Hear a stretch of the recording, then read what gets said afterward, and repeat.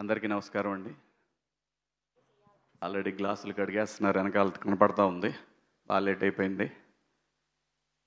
రాజు weds Rambai.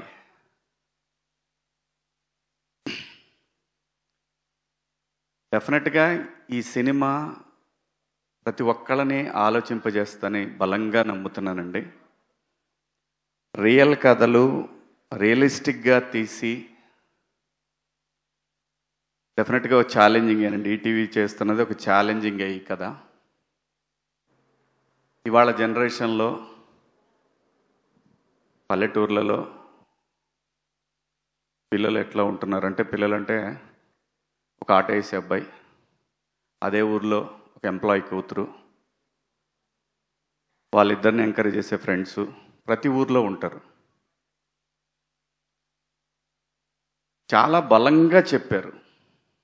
బలంగా, ఎంత బలంగా అంటే కొంతమందికి డౌట్లు ఉన్నాయి, ఎట్లుంటుంది అని. కథని నమ్మి నిజాయితీగా తీస్తే ఏ సినిమా కూడా మోసం చెయ్యదు. ఒక్కోసారి సినిమాలను ఏమంటారంటే, ఓకే పర్లేదు చూడొచ్చులే, క్లైమాక్స్ కొంచెం బాగుంటే. ఇవన్నీ సినిమాల గురించి మన ఎజంప్షన్స్ మాత్రమే. ఆడియన్స్కి తెలిసిన సినిమా వేరే ఉంటుంది, మనం చూసే సినిమా కాదు. అంత రియాలిటీకి దగ్గరగా వచ్చేసారు ఆడియన్స్. కాబట్టే ఇలాంటి కథలు మలయాళంలో చేస్తే 365 రోజులు ఆడతాయి. ఇప్పుడిప్పుడే తెలుగులో కూడా ఆడటం మొదలుపెట్టినాయని బలంగా నమ్ముతున్నాను నేను. ఈ సినిమా ఖచ్చితంగా అంతే బలంగా ఆడటానికి 100% స్కోప్ ఉంది. ఎక్కడా కూడా సాడ్ ఎండింగ్ లేదు సినిమా. కానీ రూరల్లో మనుషులు వాళ్ళ ఆలోచనలకి దగ్గరగా తీసుకువెళ్ళాడు, మరీ రియల్గా తీశాడు. చాలా గట్స్ ఉండాలి ఇలాంటి కథని తెరకెక్కించాలంటే, చాలా గట్స్ ఉండాలి. ఈ కథని ఒప్పుకోవడానికి ఆర్టిస్టులకి గట్స్ ఉండాలి. ఖచ్చితంగా అందరూ ప్రేమించి చాలా నమ్మకంతో ఈటీవీ యాజమాన్యం కూడా నమ్మి తీసిన కథ. నేను చూశాను, నాకైతే నచ్చింది. నిజాన్ని చెప్పటానికి, నిర్భయంగా నిజాన్ని చెప్పటానికి కొంచెం సేపు తటపాయింటారించవచ్చు, కానీ నిజమైతే ఇది నిజమైన యథార్థమైనటువంటి ఒక కథ. ప్రేమ కథలు ఎన్నిసార్లు మనం ఆ మధ్య మొన్నొక్క కథ చూసాం, మన విజయ్ సేతుపతి ఫాదర్గా చేసిన సినిమా. ఆ కథ ప్రివ్యూ చూసిన వాళ్ళు ఎవరైనా సరే ఏంటి అనుకుంటారు. ఎందుకంటే మనం సినిమాల్లో పండిపోయాం. అది అలా కాకుండా ఇలా ఉంటే బాగుంటుంది, అలా ఉంటే బాగుంటుంది. ఆడియన్స్కి నచ్చింది, బలంగా నమ్ముతున్నాయి ఇది కూడా ఆడియన్స్కి నచ్చిద్ది అని. మళ్ళీ దానికి దీనికి సంబంధం ఉందనుకోకండి దయచేసి. ఆ మీమ్స్ ఏం వేయకండి, అలాంటిదేం లేదు దీంట్లో, అలాంటిదేం లేదు. కానీ ఆలోచింపజేసే విధంగా ఉంటుంది. కామెడీ ఉంది, మంచి పాటలు ఉన్నాయి, సురేష్ బొబ్బిలి గారి పాటలు, రూటెడ్ సాంగ్స్, మంచి మెలోడీ సాంగ్స్ ఉన్నాయి.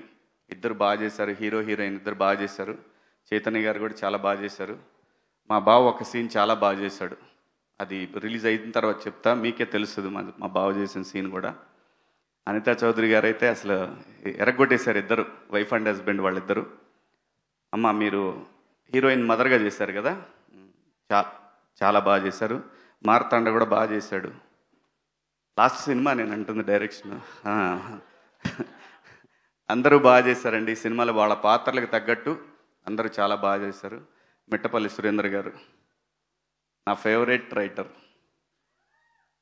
ఎన్ని పాటలు రాశారు, ఎన్ని పాటలు పాడారు.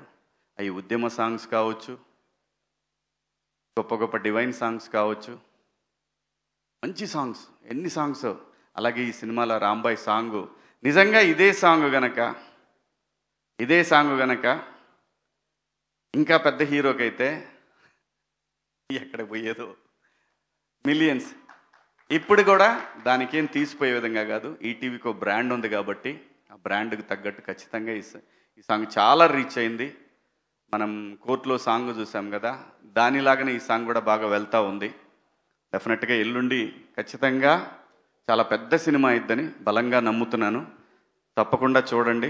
మంచి లవ్ స్టోరీ ఇది. ఇలాంటి సినిమాలు, నిజమైన మట్టి కథలు ముందు ముందు మనందరం చూడాలి అని అనుకుంటే మాత్రం ఇలాంటి సినిమాలను ఎంకరేజ్ చేయండి. నిజమైన ప్రేమను బతికించండి. అలాగే ఈటీవీ సాయి గారు కానివ్వండి, నితిన్ గారు కానివ్వండి.